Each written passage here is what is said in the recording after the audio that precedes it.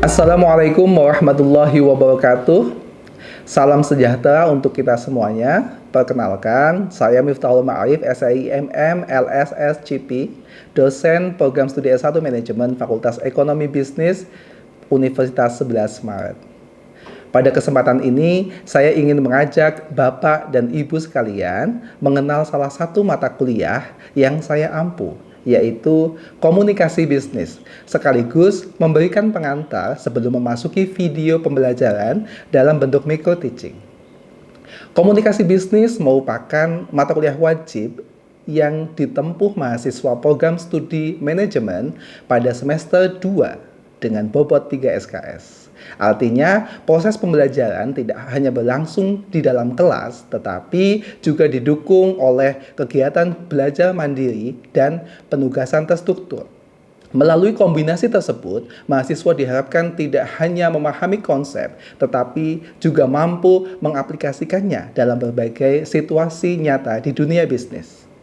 Secara kurikulum, mata kuliah ini berkontribusi terhadap pencapaian 3 capaian pembelajaran lulusan program studi S1 Manajemen. Pertama, mahasiswa diharapkan mampu memahami dan menerapkan fungsi-fungsi manajemen dalam berbagai jenis organisasi. Kedua, mahasiswa mampu mengidentifikasi permasalahan manajerial, menganalisis informasi, kemudian mengambil keputusan yang tepat. Ketiga, mahasiswa memiliki kemampuan beradaptasi dengan perkembangan teknologi informasi dan komunikasi serta perubahan lingkungan bisnis yang berlangsung sangat cepat. Dengan kata lain, mata kuliah ini tidak hanya mengajarkan bagaimana cara berbicara atau menulis, tetapi juga bagaimana membangun komunikasi yang mampu mendukung pengambilan keputusan dan pencapaian tujuan organisasi. Selama 1 semester, mahasiswa akan mempelajari berbagai topik yang sangat dekat dengan kebutuhan dunia kerja.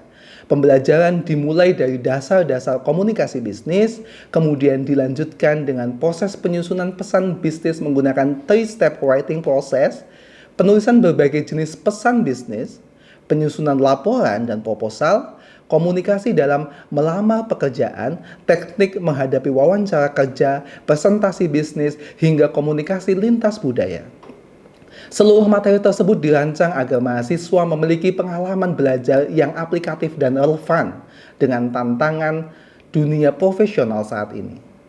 Proses pembelajaran juga dirancang menggunakan pendekatan student-centered learning, sehingga mahasiswa tidak hanya mendengarkan penjelasan dosen, tetapi juga aktif berdiskusi, menganalisis studi kasus, melakukan simulasi komunikasi bisnis, menyusun berbagai macam dokumen bisnis, melakukan presentasi, serta menyelesaikan tim-based project. Saya percaya bahwa kemampuan komunikasi hanya dapat berkembang apabila mahasiswa memperoleh kesempatan untuk terus berlatih, menerima umpan balik, dan juga merefleksikan hasil belajarnya. Komposisi penilaian pada mata kuliah juga mendukung pendekatan tersebut. Sebesar 50% berasal dari team-based project, sedangkan ujian tengah semester memiliki bobot 20% dan ujian akhir semester sebesar 30%. Dengan demikian, mahasiswa tidak hanya dinilai berdasarkan kemampuan menghafal konsep, tetapi juga berdasarkan kemampuan menerapkan konsep tersebut dalam penyelesaian masalah yang nyata. Selain mendukung capaian pembelajaran program studi, mata kuliah komunikasi bisnis juga memiliki keterkaitan dengan beberapa tujuan Sustainable Development Goals, khususnya SDGs 1, 4, 9, 10, dan 17. Melalui penguasaan komunikasi yang efektif, mahasiswa diharapkan mampu menjadi sumber daya manusia yang profesional, adaptif terhadap perkembangan teknologi, mampu bekerja sama dalam berbagai macam lingkungan, serta siap memberikan kontribusi bagi pembangunan ekonomi dan masyarakat yang berkelanjutan. Pada video micro teaching ini, saya akan menampilkan salah satu sesi pembelajaran pada pertemuan ke-10, yaitu mengenai persuasive message atau pesan persuasif dalam komunikasi bisnis. Melalui pembelajaran ini, mahasiswa akan belajar mengaplikasikan 3-step writing process dalam menyusun pesan persuasif.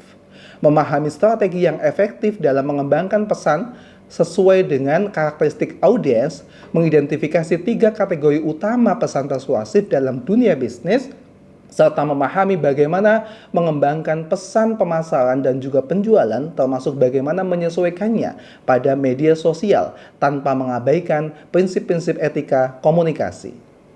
Dalam proses pembelajaran, mahasiswa tidak hanya mempelajari teori, tetapi juga akan diajak menganalisis contoh-contoh nyata, mendiskusikan berbagai macam kasus bisnis, serta berlatih menyusun pesan persuasif yang relevan dengan kondisi organisasi maupun perkembangan komunikasi digital saat ini. Dengan pendekatan tersebut, saya berharap mahasiswa mampu mengembangkan kemampuan berpikir kritis, kreatif, kolaboratif, serta komunikasi yang menjadi kompetensi penting bagi lulusan program studi manajemen. Akhir kata, saya berharap mata kuliah komunikasi bisnis dapat menjadi bekal yang bermanfaat bagi mahasiswa tidak hanya selama menempuh pendidikan di perguruan tinggi, tetapi juga ketika memasuki dunia kerja maupun dunia usaha. Kemampuan berkomunikasi yang baik akan menjadi fondasi penting dalam membangun hubungan profesional, menyelesaikan permasalahan, serta menciptakan nilai bagi organisasi dan juga masyarakat. Baik, saya persilahkan Bapak dan juga Ibu untuk menyaksikan video pembelajaran micro teaching dengan topik persuasive message. Semoga video ini dapat memberikan gambaran mengenai proses pembelajaran yang saya laksanakan di kelas. Terima kasih. Wassalamualaikum warahmatullahi wabarakatuh. Assalamualaikum warahmatullahi wabarakatuh. Ya, salam sejahtera buat kita semuanya. Terima kasih teman-teman ya sudah join pada kelas hari ini. Kita memasuki pertemuan ke-10 pada mata kuliah komunikasi bisnis. Hari ini kita akan membahas tentang materi pokok kita. Salah satunya adalah berkaitan dengan persuasive message ya, atau pesan-pesan persuasif. Ya. Tentunya kita bisa mengingat kembali ya materi-materi yang sudah kita sampaikan sebelumnya, bahwa komunikasi di dalam bisnis itu menjadi sebuah urgensi. Nah, hari ini kita mencoba untuk mendalami bagaimana sih cara kita untuk mengkomunikasikan produk atau jasa yang nantinya akan kita produce, yang akan kita tawarkan kepada customer potensial kita tentunya. Nah, sekarang kita mencoba untuk mengamati bagaimana cara kita menyusun pesan-pesan yang sifatnya persuasif. Kita ngajak itu kan seringkali kita nggak diterima ya. Ada kalanya kita ngajak, misalkan, Mas, yuk main futsal. Enggak. Padahal kita berharap sekali ketika kita mengajak ya, ketika kita bertanya itu tadi, Anda itu mau bergabung dengan saya. Sehingga boleh jadi dalam konteks ini kita itu merasa bahwa komunikasi yang kita lakukan gagal, belum berhasil. Bagaimana sih cara menyusun pesan-pesan yang baik tadi, yang baik tataran komunikasi ya, yang efektif tadi. Kita juga mengamati di lingkungan sekitar kita itu banyak sekali produk-produk yang sekiranya ada yang laku, ada juga yang enggak. Nah, kira-kira itu kenapa? Kan itu perlu kita perdalam. Apa ada yang salah di dalam kita mengkomunikasikan produk? Kira-kira orang itu butuh produk tertentu itu karena apa? Ya. Sehingga kita memang harus bisa ya, kita mulai pahami dulu bagaimana pesan persuasif itu berjalan. Di dalam pesan persuasif kita kemarin sudah mulai belajar ya, tataran kita berkomunikasi itu yang pertama itu kita harus bisa atau mampu menganalisis audiens kita. Kira-kira siapa audiens saya?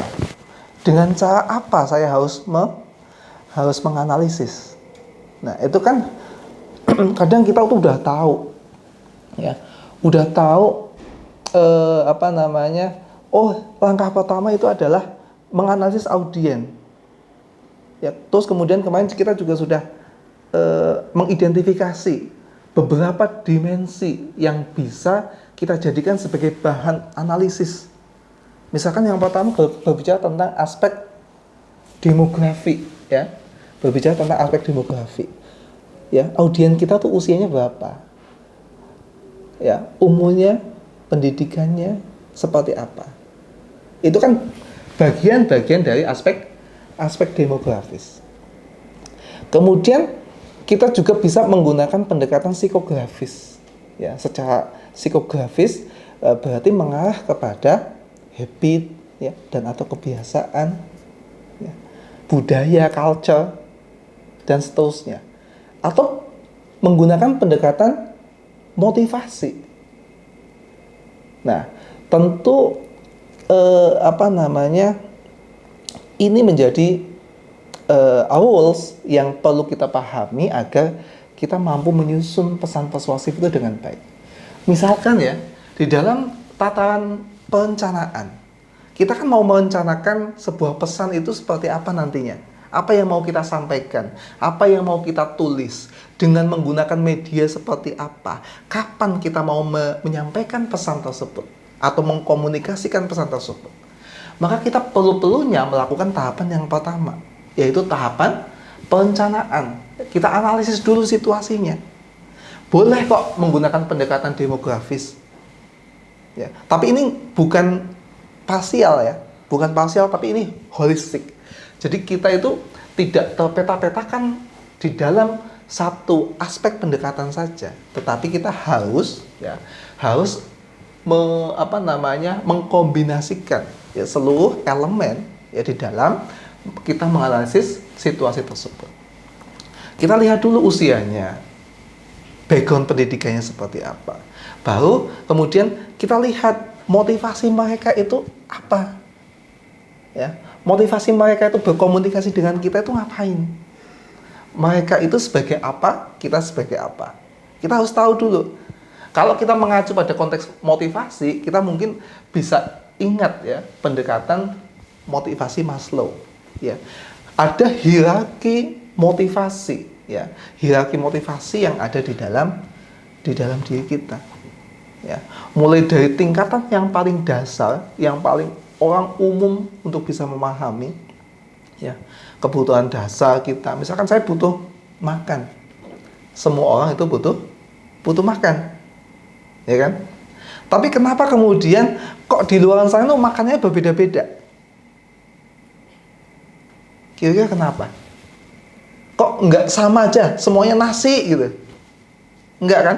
Ada yang roti, ada yang kuah pedas, ada yang kuah ini, kuah itu, ada yang berlogo halal, ada yang non halal, dan sebagainya.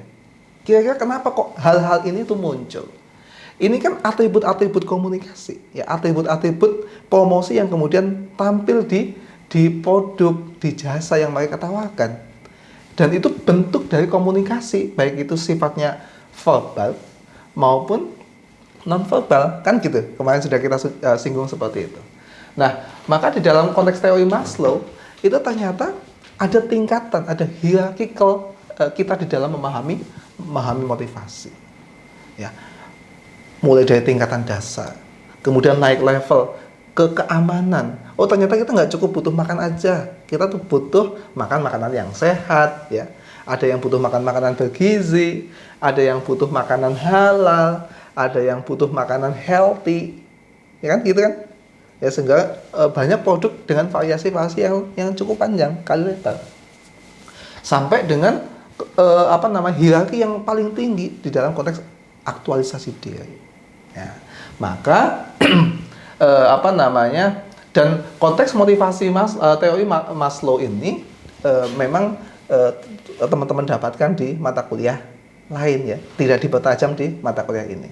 Yang ingin kita pertajam adalah di dalam tataran planning. Kita menganalisis situasi itu menggunakan pendekatan apa? Ya, kita gunakan aspek demografis tadi, Ya. Oh, kalau kita ngomong sama anak-anak sama ngomong sama orang tua beda dong. Oh, ada culture nih, ada budayanya nih. Oh, kalau ngomong sama orang tua harus pakai bahasa yang sopan. Kalau anak-anak harus dengan penuh kasih sayang, ya dengan sentuhan dan sebagainya. Nah, kemudian di tataran kedua yaitu berbicara tentang writing.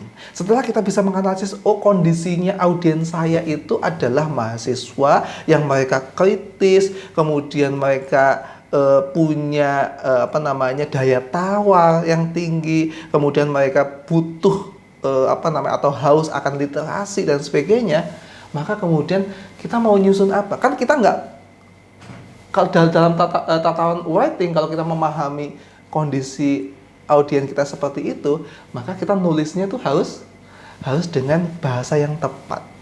Ya. Kalau ngomong sama mahasiswa ya harus pakai bahasa akademis. Kalau ngomong sama orang jalanan pakai bahasa akademis nggak relevan, nggak cocok. Ya, mana tahu orang jalanan mungkin apa namanya menggunakan perspektif, kan kesulitan. Ya, memang bahasa perspektif itu kan bahasa yang sifatnya mungkin lebih akademis. Jadi akan berbeda bahasa ketika audiensnya berbeda. Kemudian culture, ya culture. Mbak Niha, kira-kira Anda itu kalau misalkan ngomong sama keluarga dengan ngomong sama teman, itu beda nggak bahasanya? Pasti akan berbeda kan? Iya. Ya itulah bukti yang menunjukkan bahwa culture berteman pun akan berbeda-beda. Ya, berteman dengan teman-teman SMA dulu culture-nya seperti ini. Oh, ketika dengan apa namanya mahasiswa teman-teman kuliah, oh ternyata culture-nya beda nih, budayanya udah beda. Kalau saya ngomong sama orang Batak, sama orang Solo, itu juga beda ternyata. Ngomong dengan orang Batak tuh kalau misalkan kita ngomongnya pelan, nggak dapet ya, nggak kena tuh. Maka kita perlunya untuk memahami culture di dalam konteks audiensnya, sehingga kita akan bisa lebih tepat dalam mengencourage positive responnya. Ya perlu diperhatikan di dalam persuasive message itu memang kita diharapkan bisa menggunakan pendekatan positive message, ya pesan-pesan yang sifatnya positif. Karena kan kita mau ngajak. Kalau kita mau ngajak dengan apa namanya, dengan balutan yang negatif tentu menjadi nggak tepat. Gitu. Nah, kemudian di tataran yang ketiga, ya itu step yang ketiga berbicara tentang completing, ya completing pesan, ya pesan message itu, ya jadi kita harus bisa apa namanya memastikan bahwa dalam kita menulis pesan itu, ya dalam menulis pesan itu kita bisa validasi dong pesannya. Misalkan saya saya tuh mau nulis artikel jurnal pada Sinta X, ya. Nah, kira-kira untuk bisa sampai ke sana supaya bisa diterima dan sebagainya, kan harapannya bisa diterima kan? Maka kan saya bisa dong cari kolega ya yang punya pengalaman sudah pernah terbit di jurnal Sinta X. Ya, jadi saya bisa minta pendapatannya, minta review dari apa namanya orang-orang yang memahami itu, sehingga apa yang saya tuliskan itu bisa on the point, bisa tepat. Nah, kira-kira seperti itu. Nah, lalu kemudian ya setelah kita memahami 3 step itu yang sebetulnya itu bisa digunakan di berbagai macam model pesan gitu kan. Maka di dalam konteks persuasive message itu setidaknya ada 3 atau 4 ya. Ada 4 pendekatan. Ya, 4 pendekatan yang kemudian disingkat menjadi AIDA ya.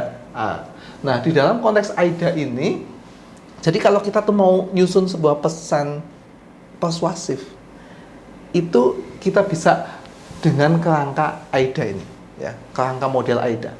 Awali dengan attention, perhatian. Perhatian tuh seperti apa bentuknya? Ya kita memahami problemnya si audiens. Itu artinya kita memperhatikan dong. Ya, kita memahami tentang produk yang diinginkan audiens itu seperti apa. keinginan audiens itu bagaimana. Ya, kita kasih perhatian dengan tepat. Ya.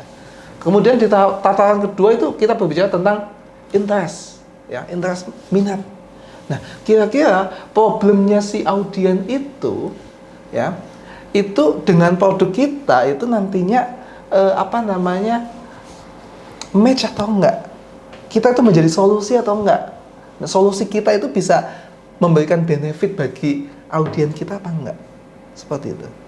Jadi kita pastikan di dalam menyusun itu, misalkan di dalam kategori interest, biasanya ada di dalam konteks diskon dan sebagainya, mereka menguraikan, oh diskon 50%, mungkin bagi audiens kita itu benefit, ya, bagi ini benefit, ya, bagi ini adalah solusi yang kantongnya tuh cekak dan seterusnya, ya. Baru kemudian masuk ke dalam tataran design.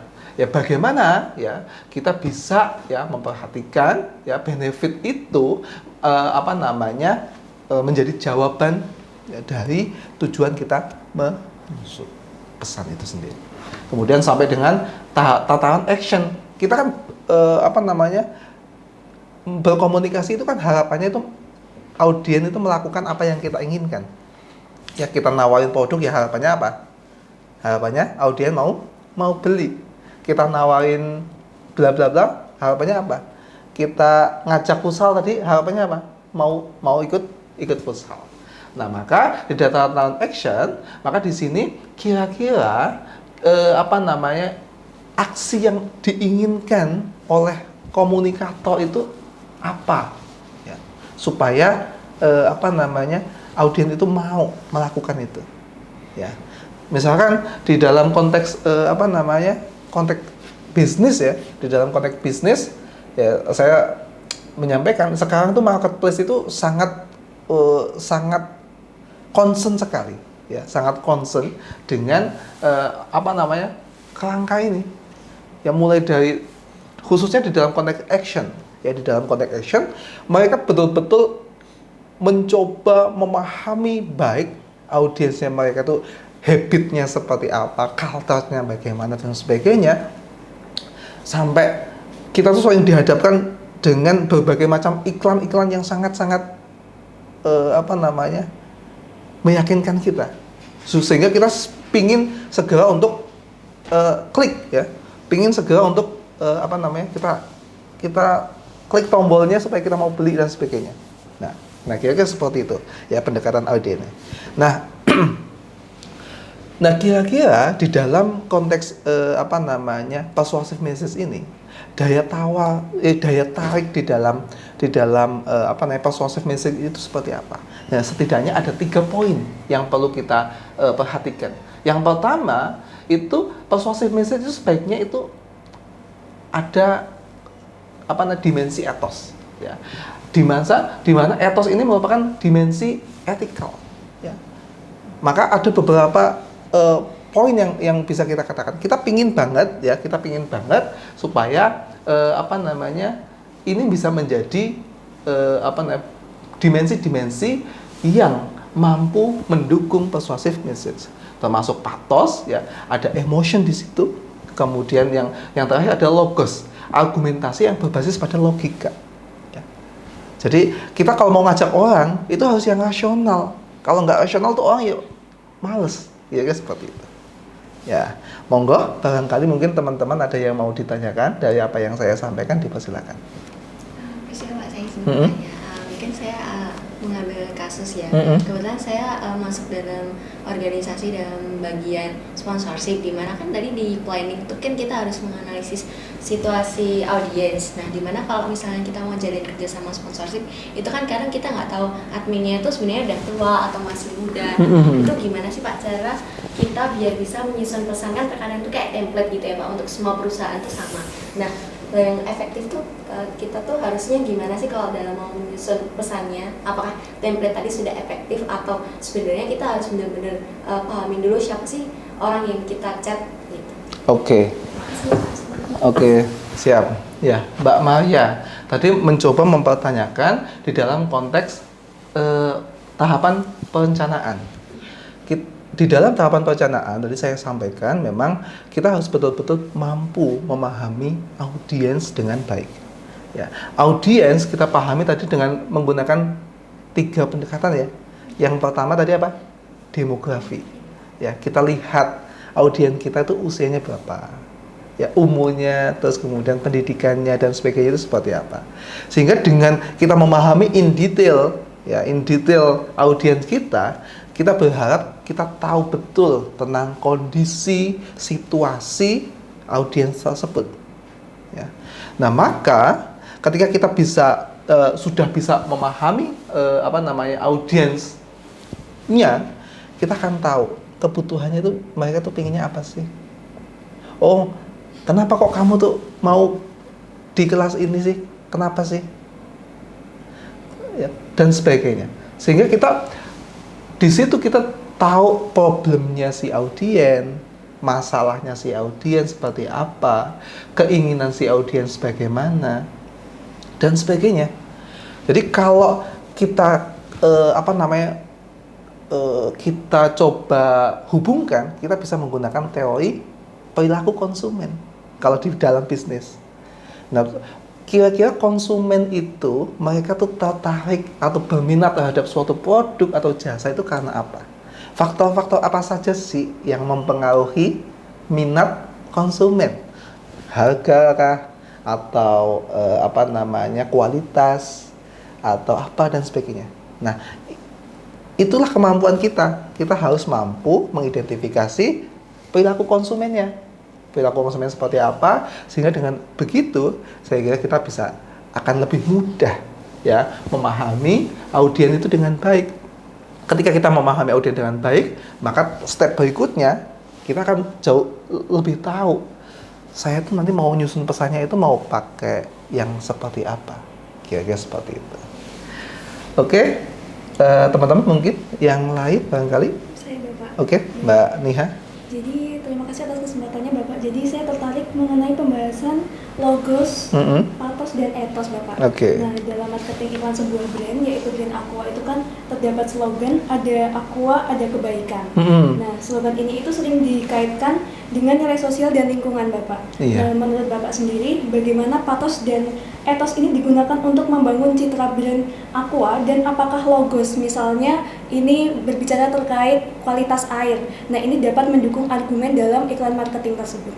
Oke, ya, terima kasih. Ya, jadi kalau kita mengacu pada kasus Aqua itu tadi, ya, Aqua itu ada Aqua ada kebaikan. Itu sebetulnya mereka itu menyamakan antara Aqua dengan kebaikan. Kebaikan itu adalah sesuatu hal yang diharapkan atau yang diinginkan untuk dilakukan oleh individu, kan gitu. Karena dengan kebaikan kita merasa lebih tenang lah, lebih nyaman dan sebagainya. Mereka menyandingkan Aqua dengan kebaikan. Jadi ketika konsumen itu menggunakan Aqua, mereka sudah melakukan kebaikan loh. Karena di situ di dalamnya ada kebaikan. Sehingga mereka itu maujuk pada daya tarik pathos ini. Ya, salah satunya menggunakan daya tarik pathos, di mana daya tarik itu mendasarkan pada emosi. Ya. Dengan begitu, ketika mereka menawarkan produk, orang itu akan lebih mudah cair, akan lebih mudah, oh iya ya, Aqua itu baik dan sebagainya. Ya udah saya pakai Aqua aja. Saya kira ini materi pertemuan kita khususnya di dalam memahami persuasive message. Tugas teman-teman, saya berikan rancangan tugas terkait dengan persuasive message, di mana teman-teman diminta untuk menyusun berbagai macam pesan yang sifatnya mempersuasikan. Ya, kita ingin mengajak supaya kita diterima lah, atau supaya kita dianu, dan nanti rancangan saya kirimkan melalui link yang sudah tersedia di LMS. Kemudian durasi waktu yang dibebankan sekitar 2 minggu, nanti dikerjakan secara kelompok. Jika demikian, saya akhiri untuk pertemuan hari ini. Billahi taufiq wal hidayah. Assalamualaikum warahmatullahi wabarakatuh.